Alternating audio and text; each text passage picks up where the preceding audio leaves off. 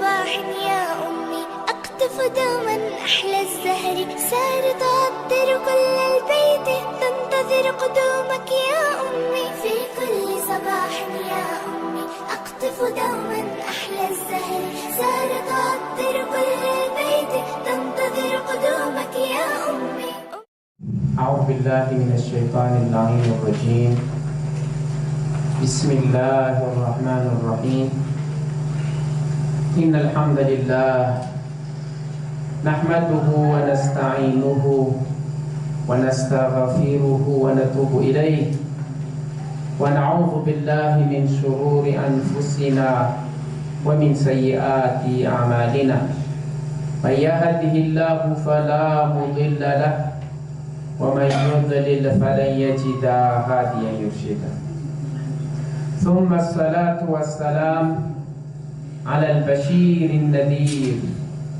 سيدنا ومولانا وطبيب نفوسنا وشفيع ذنوبنا، الذي سمي في السماء بأحمد وفي الأرض بأبي القاسم المصطفى محمد. اللهم صل على محمد وآل محمد وعلى أهل بيته الطيبين الطاهرين المعصومين. اللهم صل على محمد وآل محمد. قال الله تبارك وتعالى في قرآنه الكريم بعد أعوذ بالله من الشيطان الرجيم. بسم الله الرحمن الرحيم. لا يكلف الله نفسا إلا وسعها، لها ما كسبت وعليها ما اكتسبت. وقال في موضع آخر: إنما المؤمنون إخوة فأصلحوا بين أخويكم واتقوا الله لعلكم ترحمون. صدق الله العلي العظيم. اللهم صل على محمد وآل محمد. أما بعد، أيها السادة والسيدات الإخوة والأخوات الكرام، أوصيكم ونفسي بتقوى الله، فاتقوا الله يرحمكم الله. اللهم صل على محمد وآل محمد. Ralai sana bafe na reure mandeni hajaini amizao andu lehibe zao, andro fivorian'ny piny isan-kerinandro, andro izay nataony Allah subhanahu wa ta'ala lehibe ny andro rehetra, andro izay nataon'Andriamanitra andro trahany ny fahasoavany ho an'ny mpanompo rehetra, andro izay nataony Allah subhanahu wa ta'ala hanekeny ny fibebany ny fibebaka rehetra, andro izay nataony hamelany ireo mpino ny asa fiainan'izy ireo na ny fivarotana na ny fividianana zany, hiazaka zany izy ireo hanatona n'izany toerana, hanatona izay toerana hideranan'Andriamanitra, hanomponan'Andriamanitra, handraisana ny fahasoavana maro isan-karazany avy amin'Andriamanitra.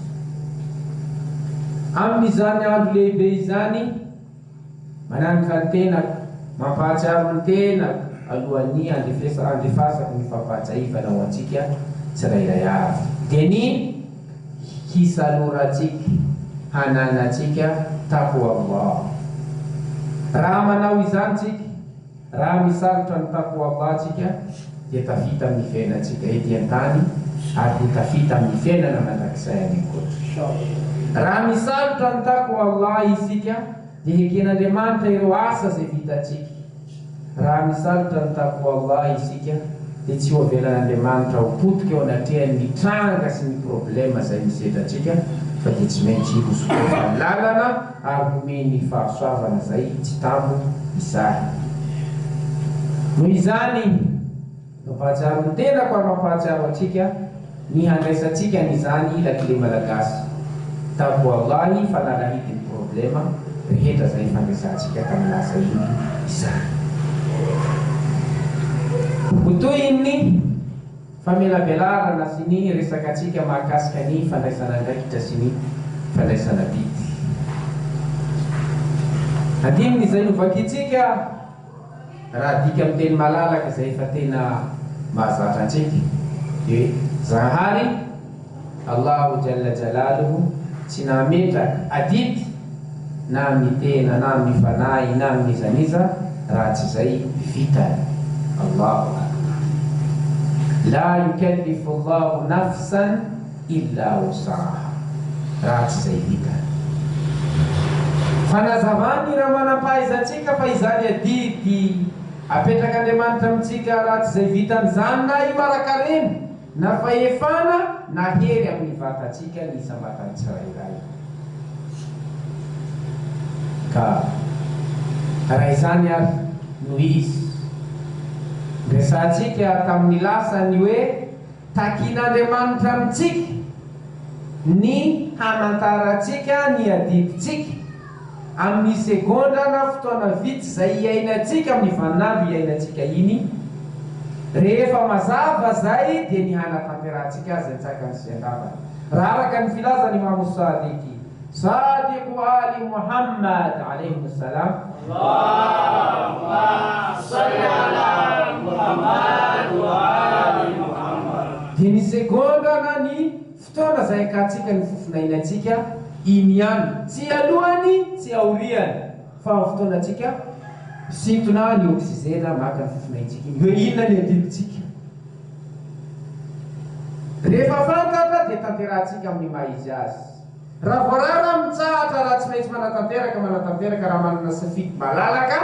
tsy misy adidy tsy maintsy tanterahana eo anatrehan'izay dia afaka misafidy malalaka miezaka manao ny tsaratsara kokoa amin'ireo zavatra zay nazao an-dalana malalaka. Ka izay fanatanterantsika adiditsika amin'ny fandraisana andraikitra ny tokony voaka, ny tokony ho tanterahany tsirairay na miaraka zay indrindrandrindra ny amin'ny vaninandro izay misy azy, mifanaraka amin'ny famakina ny toe-javatra na zava-mitranga amin'ny vaninandro izay misy azy, izay zavatra zay adidy lehibe amintsika, takina amintsika. Raha matanteraka izay tsika dia manatanteraka ary misalotra ny taboavany na ny faharoanan'Andriamanitra na ny hoe fitandremana ny didin'Andriamanitra. Manatanteraka adidy miala lavitra ny fandarana.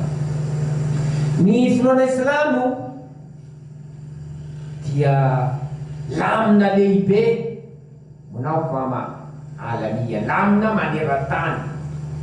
ary mandrakizay abadi. Shamila manenika ny zavatra rehetra,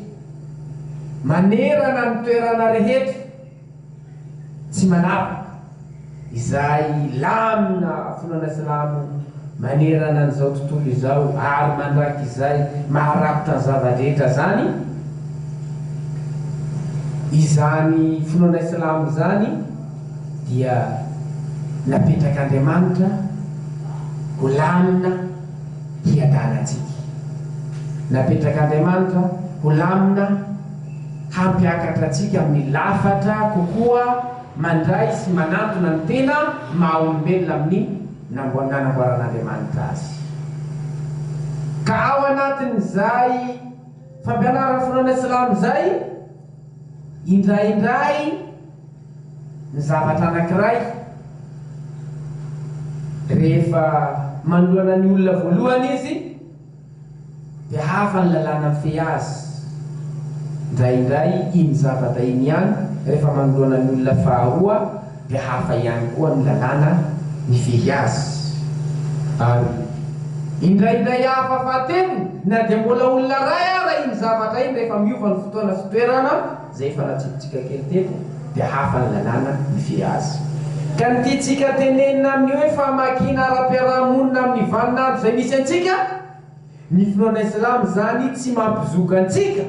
zavatra zay tsy zakantsika na dia aza amin'ny toerana sasany na amin'ny fotoana sasany na amin'ny vaninandro zay efa lasa tany aloha tany. Iny zavatra iny adidy mivantana tsy azo avela ho an'ny mpino zay nanatrika azy. Ka mila mipetraka zany ny toerana, ny fotoana, ny vaninandro, ary ilay adidy mila mazava amin'ny maha izy azy dia mazava ihany koa ny mpanatanteraka azy zay vao mipetraka amin'izay hoe inona sy ahoana ny tokony anatanterahany amin'izany sala amin'ny hoe ohatra tsy ohatra ny zavatra io sady ohatra zany no mivoaka ivelany ao anatin'ny teboka faharoa ny tenenako azy efa nytenentsika teto ihany koa mety mandalo vaninandro milaza ny fampianarana fonana islam efa haky zay ary mitoy teny manakery zany ny mahalova lehibe ny fianarana ary takina amin'ny rehetrarehetra manomboka teraka marapatonga ny fahafatesana fonana islam zany dia mampirisika tanteraka ny fianarana sy ny mampirisika tanteraka ny fampianarana da ihany raha mpaminantsika Muhammad ibn Abdillah sallallahu alaihi wa sallam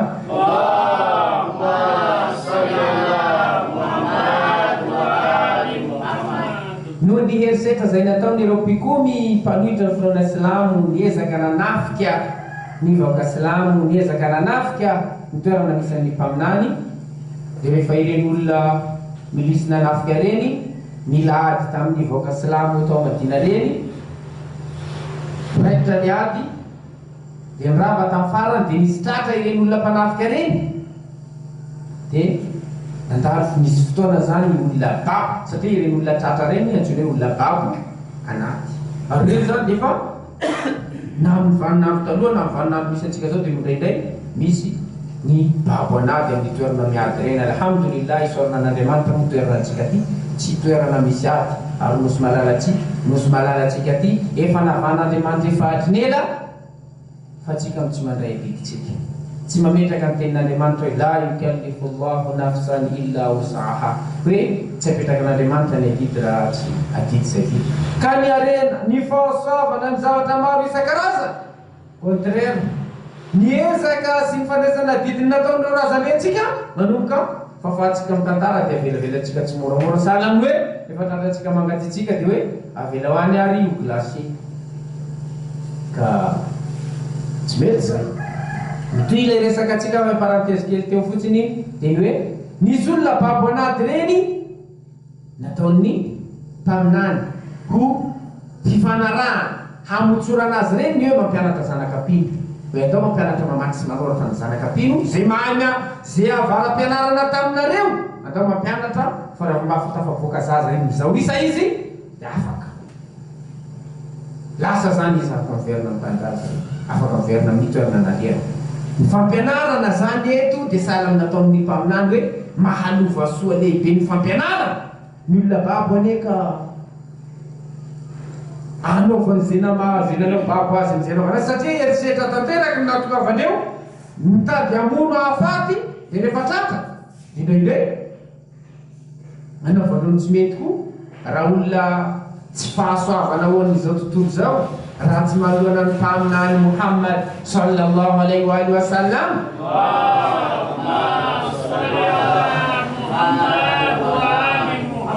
indraindray mety famonona koa navaly reny olo reny navalireo andreny olona reny mpaminany tsy otran'izay mpaminany fahasoavana hoan'izao tontolo izao famindrapo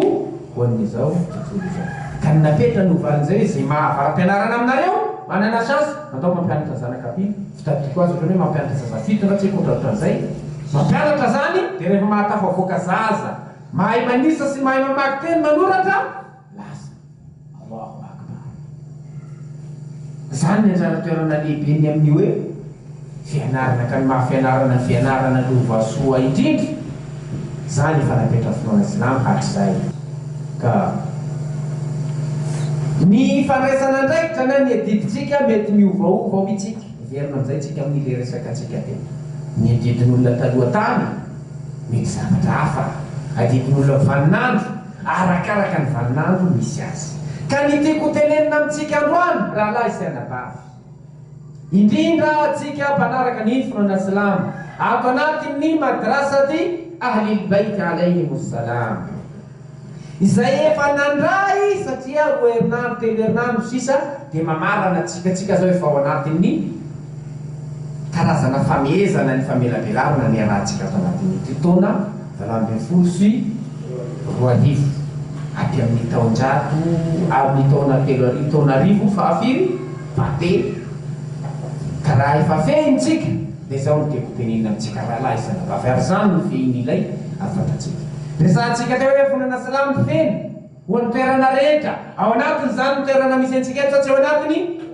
mazava tsara fa ao anatiny amin'ny vaninandro rehetra ao anatiny zany ny vaninandro misy antsika satsy ao anatiny ao anatiny ka ny tiako tenenina amintsika ho an'ny tanora zay mpianatra na tsipitsika na fafitsika amin'ny endrika tsotra izy tamin'ny lasa iny dia androany fotsifotsiantsika amin'ny endrika tsotsotra ho an'ny ray aman-dreny mpanabe mpiasa amin'ny ambaratonga isan-karazany zay misy azy raiso alaikum salam warahmatullahi wabarakatuh raiso ny adiditsika aza ilika amin'ny hafa ny adiditsika dia nitenitsika ny hoe adiditsika amin'ny tenatsika sy ny ankonatsika adiditsika amin'ny fiarahamonina misy antsika adiditsika amin'ny finoatsika izy telo reo dia nalahatra atsika dia no tenenitsika zay fomba ny tenenatsika azy fa ireo zavatra telo reo nyresantsika ka raha antanitsika androany na dia efa fantatsika fa hoe ny mpianatra adidiny voalohany maninona Allah mazava satria ny identitény mpianatra dia mila mipetraka ho ivony zay mahisy azay ny hoe izy inona fa mpianatra pino anatin'ny madrasat ahlilbait alaihimussalam azo eken'ny saina ve na any amin'ny proposition na supposition any amin'ny tsaiky fahafiry ny hoe mianatra an'izao rehetrarehetra zao izy kanefa tsy mahalala ny momba ny finoany na dia zavatra ilainy amin'ny andavanandro subhanallah azo eritreretina ve zany allahu akbar mpianatra aoka hipetraka amin'ny mahampianatra azy ary hametraka ezaka amin'izany fianarana zany na filera inona ny atao na filera ina efa resantsika tamin'ny lasa na ianao manao électricité na manao informatique na manao médecine na manao droit na manao économie zay filera sy zay arakaraka ny spécialité zay tianao atao any hoy itsika hoy ny fampianarana finoana islamo fa izany fianaranao zany rehefa nametrahanao fikasana ho an'Andriamanitra fitadiavana fahalalana ampirisiny finoana islamo ampirisiny mpaminany Muhammad sallallahu alaihi wa sallam Allahumma salli ala Muhammad wa ali Muhammad ahazahoanao voninahitra amin'ny fiainanao ety an-tany ary ahazahoanao fahasoavana eo anatryan'Andriamanitra indrindra fa rehefa napetraka ao fa hoe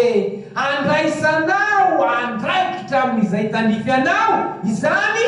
dia tena lasa asa fanomboana na diaza électricité nataonao na diaza informatique nataonao na diaza gestion nataonao ninona filera ataonao zany fa handraisanao anjara amin'ny fiainan'ny zanak'olombelona iray manontolo na dia mbola tsy faritanao raha ho an'ny mpino salama ary ahoana